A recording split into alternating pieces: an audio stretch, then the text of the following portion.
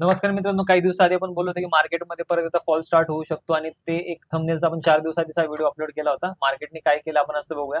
आज मार्केट एकदम भयानक वाला फॉल झाला आणि आपण इव्हन कालच्या व्हिडिओमध्ये पण बोललो होतो. कालच्या आपण लेवल्स दिल्या होत्या. लेवल्सच्या खालीच मार्केट आजही ओपन झाले आणि काल आपण बोललो होतो की एक्सपेक्टेड आता डाऊनफॉल चालू झाला. निफ्टीमध्ये मी जास्त अग्रेसिव्ह बेरिश होतो, कालही बोललो होतो. तर तुम्ही निफ्टीचा आजचा ग्राफ बघाल तर निफ्टी आता जवळपास लास्ट सपोर्टच्या आसपास आलेले आहे, दिसते.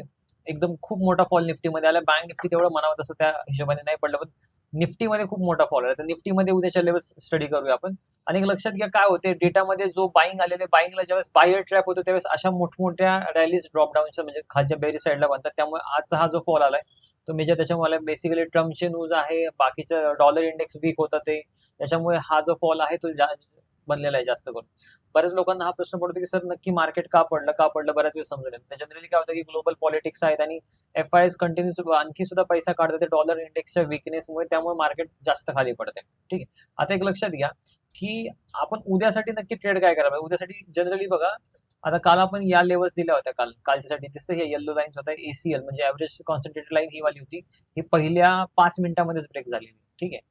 आणि ब्रेक झाली आणि पूर्णपणे त्यांनी कालचा जो एरिया होता हा एरिया पूर्णपणे ब्रेक केला. तर ह्या ज्या लेवल्स आहेत या लेवल्स प्रिव्हियस लेवल्स आहेत. जनरली कालच्या लेवल्स यावाल्या होत्या. तर मार्केटने बघा या लेवल्सच्या एकदम डिसाइडली म्हणजे एकदम एकदम अग्रेसिव्हली ब्रेकडाऊन केलेलं आहे. तर जनरली या लेवलच्या खाली आपण बेरिश होतो. मार्केटमध्ये बघा उद्यासाठी ज्या लेवल्स आहेत उद्यासाठी 3 लेवल्स असणार आहेत. मार्केटची रेंज बरीच मोठी झाली. तर या पर्पल लेवलच्या वर उद्या मी बुलिश असेल. जनरली वाटत नाही की मार्केट उद्या परत या लेवलच्या वर जाईल.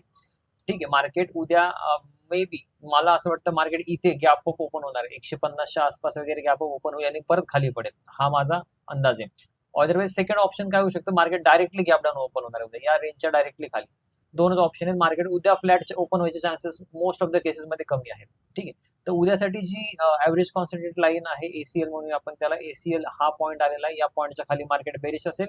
इथं जर मार्केट या रेंजच्या आसपास तुम्हाला मिळालं, तुम्ही एक जर ऑप्शनचे इन केस बुलिश असेल तर तुम्ही या 23,100 पासून तुम्ही 23,200 पर्यंत एक रिस्क घेऊ शकता, 250 पर्यंत, की मार्केट अगेन एक स्टॉपलॉस हंटिंग रॅली क्रिएट करेल लिक्विडिटी स्वीप करण्यासाठी. अदरवाईज तर एक्सपेक्टेशन नाहीच म्हणावं की बँक निफ्टी आता परत वर जाण्याची शक्यता आहे.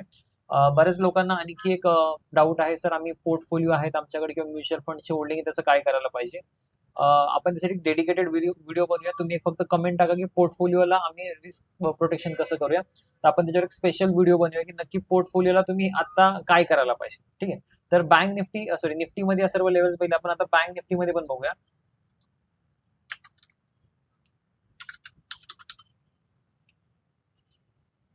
ठीक आहे. तर बँक निफ्टीमध्ये जनरली बघा, आता उद्या जनरली मी तुम्हाला सांगत असतो की नेहमी डेलोच्या आसपास शॉर्ट जाऊ नका, म्हणजे मला गरज नसते. पण जनरली या पॉईंटच्या खाली गेल्यानंतर तुम्ही उद्या शॉर्ट जायला पाहिजे. मार्केट या रेंजमध्ये मला असं वाटतं की उद्या बँक निफ्टी मे बी थोडीशी स्ट्रेंथ होल्ड करेल, थोडंसं मोमेंटम होल्ड करेल, की इमिजिएटली नाही पडणार असं वाटते हा जो डेटा बघून. पण जनरल केसेसमध्ये निफ्टी खाली पडण्यासाठी जास्त अग्रेसिव्ह आहे. निफ्टी जर खाली पडले तर बँक निफ्टीला पण खाली घेऊन येणार आहे. त्यामुळे उद्या ही जी लेवल असेल या लेवलच्या वर तुम्ही एक्सपेक्ट करू शकता की या लेवलच्या वर थोडासा बाउन्स येईल आणि तो इथपर्यंत जाऊ शकतो. डेड कॅट बाउन्स म्हणतो बऱ्याच वेळेस आपण त्याला. नंतर या पॉईंटच्या खाली मार्केट बेरिश असणार आहे. आणि जर तुम्ही डेली टाइम फ्रेम मध्ये बघाल तर डेली टाइम फ्रेम मध्ये बँक निफ्टीमध्ये नेक्स्ट सपोर्ट कोणता असायला पाहिजे. मी कालही बोललो होतो की मार्केटनी इम्पॉर्टंट फिबोनाची लेवल्स सुद्धा ब्रेक केलेले आहेत.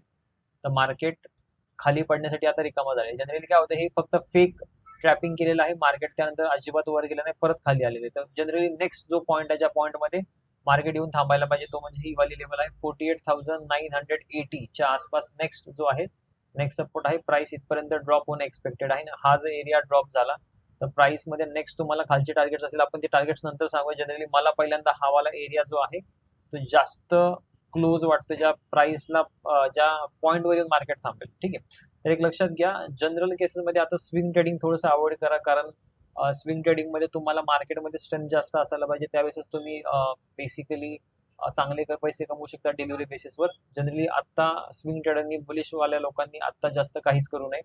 फक्त एक ऑब्झर्व करा की तुमचे जे स्टॉक्स आहेत स्टॉक्समध्ये मोठे मोठे ब्रेकडाऊन येतात. आजच्या व्हिडिओमध्ये एवढंच. Thank you so much.